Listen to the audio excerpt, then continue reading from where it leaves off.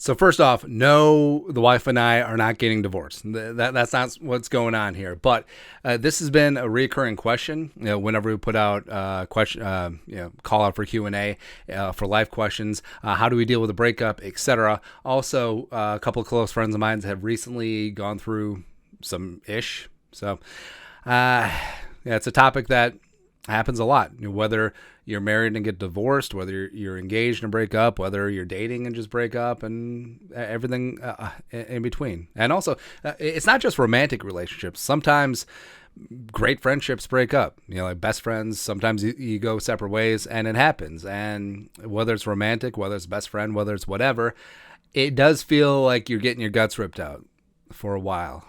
But there's a process.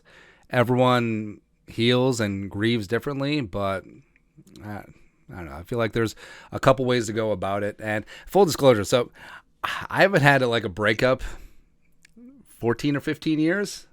It did not go well. We'll get into that story here in a second here. But number one, so the question is how you handle this. Are you the breaker upper or the breakup E?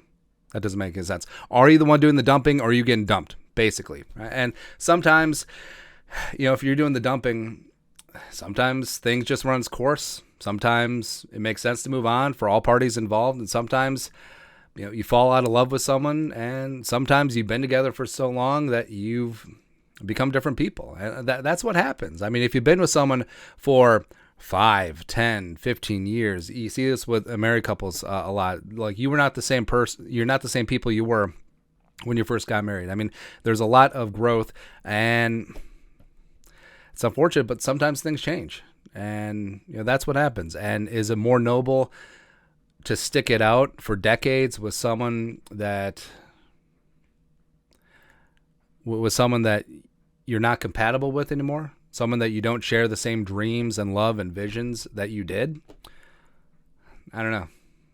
That's not a question for me. That's a question for you. But if you're the one breaking up, you have to give the person you're dumping an opportunity for an exit interview, unless there's cheating involved. And then just F it. I mean, you're done. You're done. You're gone. But you owe it to them to let them vent. And so this can happen right away. This can happen, a couple days, weeks after the fact. But just getting closure is really important, both for you and the other person as well. And potentially, you both can take away some good from this, where you can talk about what worked, what didn't. You can talk about the good times, because all relationships at least have some good times, or what can be improved for the future. And sorry if that comes off as like corporate speak, but it is what it is. Nailed it. So in college. All right, so this is not the last breakup, but so in college, I was seeing this girl for a while, and it was getting relatively serious, and I was an idiot and immature. Yeah, I know, me, but I just wasn't ready, and I handled it in the worst possible way. I just ghosted her, just completely cut off communication, and she did not take it well. So she took all of my clothes and put them on her front porch, and then she peed on them. So maybe dodged one there. I don't know. But also, in the history of breakups, I'm the only dude to ever get his hoodies back. I mean, yes, they were covered in pee, but I got them back, baby. That's right. Also, what's hilarious is that I know that her husband watches this channel. I know that he's a Jerome. What up, Nikki? Hey, how you doing? But closure is important, and for both parties involved, and allows people to move on. Then what happens when you get dumped? So this is where people have a hard time moving on. It's what they get hung up on. And when you get dumped, it's very easy to have these thoughts of inadequacy and depression and negative thoughts and just self-doubt, self-loathing a little bit, where you ask yourself, why am I not good enough? Why are they leaving me? But also anger. It's like, okay, F them. I don't need them. They are the one who sucks. And also isolation, where it's like, I don't need this in my life. I'm really just going to focus on myself right now. I'm just going to put myself in a box. Like I will never love again if I just put my walls up and never let anyone else in my hat. That happens quite a bit, right? And also a lot of people self-medicate. Booze, drugs, bad food, Vanderpump Rules, basically everything. Or you just don't want anyone, or sometimes you go out and you just want validation, so you just get validation from anyone. Catch my drift? Yeah, it's not really good for the soul either. But first thing to do is just look inward. Not blame, but evaluate. What could I have done better? It's not hey, this is my fault, this is on me, but is there something I could have done better? And sometimes the answer is no. Sometimes it's all on them. We'll get to that. Or was I emotionally distant? Was I not there for them the way that they thought I should be there for them? Or did I not make them a priority? Did I not support their dreams or their visions or their goals? Or was I too comfortable or coasting? That happens a lot with relationships longer term. Or did I take them for granted? Sometimes at a certain point in a relationship, you're just like, all the work is done. They're not going anywhere. Just like, whatever. And people get resentful of that. They really do. Or they just get used to it, and then you're together 50 years, and then you die. One of the two. I don't know. But you can gain a lot just by doing that. Like, if you get dumped, just go through, what could I have done? Was that on them? That whole thing. And you can learn a lot for future relationships. Number 2, remember your worth. And it's very easy to get into a funk when you've been dumped. Like, oh, no one will ever love me. I mean, if that mofo doesn't even love me, who's going to love all this? That's right. But remember, you are a badass motherfucker. That's right. Absolutely. No, you. Yes, you are. Like, you are a good-looking, charismatic, successful son of a gun. You absolutely are, man. And you deserve to be with someone who wants to be with you. And you deserve to be with someone who deserves to be with you, by the way. Because remember, it's not a privilege. Well, no, it is a privilege. It's not a right to be with you. It is an absolute privilege, and you should treat it like such. But every negative has its positives as well. Like, it could be a spot where you realize, hey, you know what? I'm going to take a step back. I'm going to work on myself too. Like, I'm not going to wall myself off, but I'm going to lose 5 or 10 pounds. I'm going to go get my law degree from Harvard. Nailed it. Movie references. I'm going to get my sleep back on track, which is really big, by the way. Anyways, or maybe I'll drink a little bit less. Maybe I'll get some more movement in. Maybe maybe work in my career. Maybe I won't watch trash TV in the bath every single night. I don't know. There's a lot of things that is like, maybe I could just get a little bit better in this department, and then I'm back, baby. I am back. Just working on that self-worth, because it's very easy to spiral. It's really easy to get into self-loathing, because it's almost like a meme nowadays. Like, you see it a lot where people just don't like themselves, and it's just sort of a bit of a gallows humor out there. You see it a lot of memes, and it's funny, but it's not good at the end of the day. It just really isn't. And remember, you are worthy of being loved, because if you don't love yourself first, who else is going to love you? Probably the wrong people. Number 3, have empathy. Now, again, when you get dumped, it's very easy to just be like, but maybe ask why they're looking to get out. Is it something that you did? Is it all on them?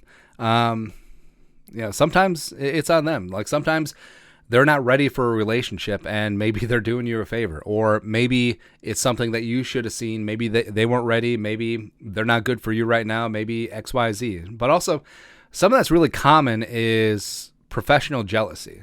So especially when people get together young and they're just getting their footing going in their career. They're just getting out there and finding out who they actually are.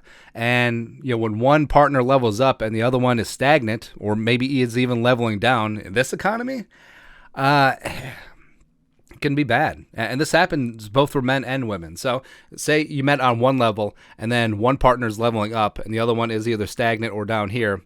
This can get resentful. This whole shift in the power dynamic where you were on equal footing, and then sometimes it gets unequal, and it can lead to feelings of inadequacy of the person who's being left behind, or resentment. And that's why communication is so important. It really is. And I found all of my best relationships are the ones where the two parties aren't afraid to talk, and that's whether significant other, that's with any other relationship. Like literally, if you just talk about things, even if the conversation's hard, like even if the conversation's awkward. I mean, there's a saying: hard conversations, easy life; easy conversations, hard life. So if you only talk about the fun things, like, oh, great weather today, oh, the sandwich is really good, you're gonna have issues. But if you're not afraid to talk about the difficult things, of like, hey, I want kids, you don't. Let's talk about this. Or,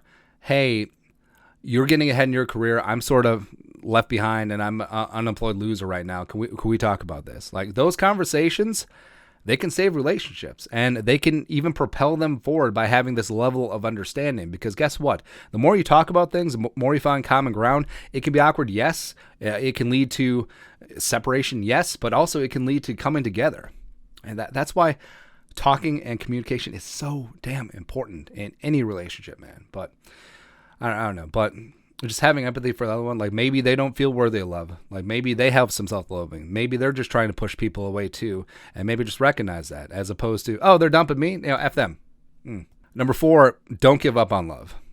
Really don't. I know that sounds corny. That sounds like a bumper sticker, but it's true, because it is so easy to just wall yourself off from the world. It's like, hey, I can't get hurt again if I'm not vulnerable again.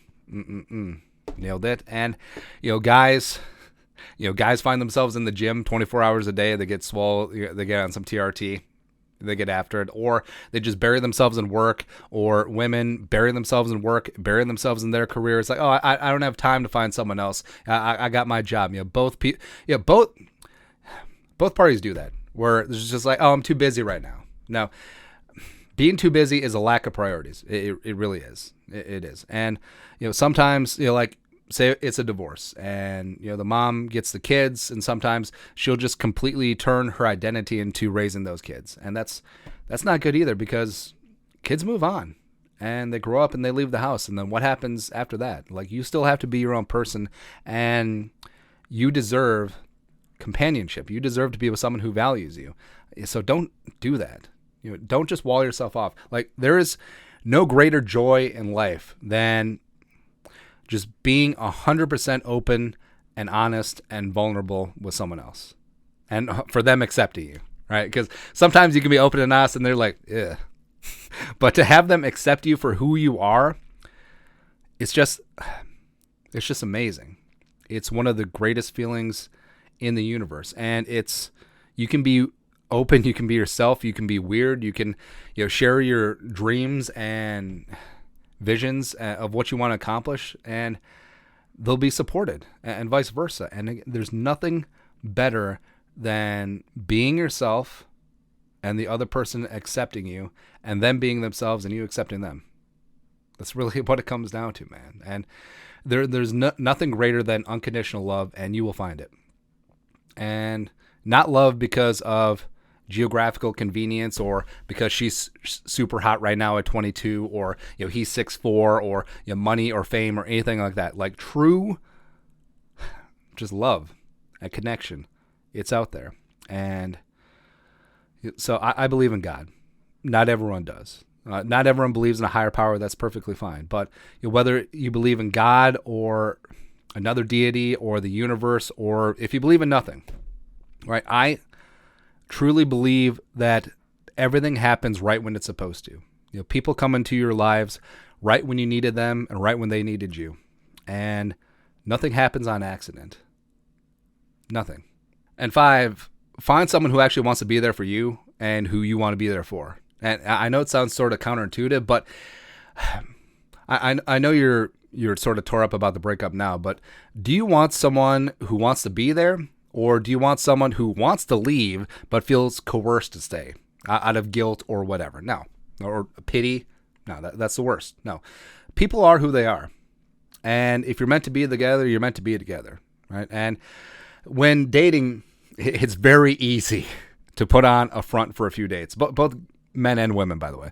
And it's like, yes, I love Real Housewives, or yes, I love the rodeo, or yes, I love sporting events. Yay, sports ball. Or yes, I love clubbing. Do they still call it that? I don't know. Or yes, I love week-long music festivals where there's no Wi-Fi and public toilets. Just great. Cool. Awesome. No, but you can fake that for a while because you're trying to all that stuff, but you can't do it forever. You can't. And once you have this longer term relationship, once you move in with someone, once you get engaged, once you get married, you're not going to put up a front. Like, you're not, they're not. And you get to see the person for who they really are. And that's, we get a lot of questions about first dates too. Be yourself. Because if someone loves you for who you are, that has lasting power. But if someone loves you for the fake persona that you're putting out there, that dog ain't gonna hunt, man. But once you find out who someone is, and they find out who you are, will this work? That's the main question. So this is a problem that happens where people get into these relationships where one side, or sometimes both sides, been putting up this front, and then all of a sudden they move in, they get engaged, they get married, and then all of a sudden the facades come down. It's like, oh, you're really that person. And they could be a person who put in a lot of effort when you're dating, but once they got you on the hook, effort, minimal effort. Where are you going? Going nowhere. And you need to find someone who is always going to appreciate you, treat you like a priority, treat you the way that you deserve to be treated, and find someone that does that because that's who they are, not because that's who they're pretending to be. And there's a lot of the latter, not so much of the former, but it can be found. And guess what? It's reciprocal. It is. You want to show effort and love to your partner because they're showing love and effort to you. And guess what? That's self-perpetuating. It really is. And there's an old saying that love is not received, love is given. And I believe that, where you don't just receive love, you give it. And it almost turns into a contest of, hey, who can be supportive of the other? And then it just goes back and forth. It's almost like a game of horse. Oh, I support you like this, I'll support you like this. That whole thing. And it just goes back to communication as well, and being each other's biggest fan. And you can find that. You can find that. Or do you want the person who is low energy, low effort, low everything, takes you for granted? Do you want them to just stick around? Cool. So with breakups, sometimes it just is what it is. And sometimes people, especially if they've been in a relationship for a while, they're afraid to be alone. And I understand that. I really do. Where sometimes it's better to be in a bad relationship than have no one at all. And I understand like the comfort of that logic, but it's not good long term. It isn't. And sometimes you look back to, whether you left or they left or whatever, that it's the best thing that ever happened to you. And maybe you being single, allows you at the right time when the right person comes along. That person that makes your heart sing, the person who you support them and they support you unconditionally. And you're their biggest fan and they're yours. Right? But it's tough. And you should take some time to grieve, and everyone grieves different. And sometimes people bounce back like that. Sometimes it takes weeks, months, years. Sometimes it takes forever. But you owe it to yourself to dig out and get back off the canvas and get back out there, man. Like, don't give up. Like, the one for you is out there, and they're looking for you too. But if you don't have your eyes up, maybe they won't know. So even though it may feel like your guts are ripped out and your heart's in a billion pieces, you can put it back together. And don't close yourself off from finding love ever again, because it's out there and it's phenomenal.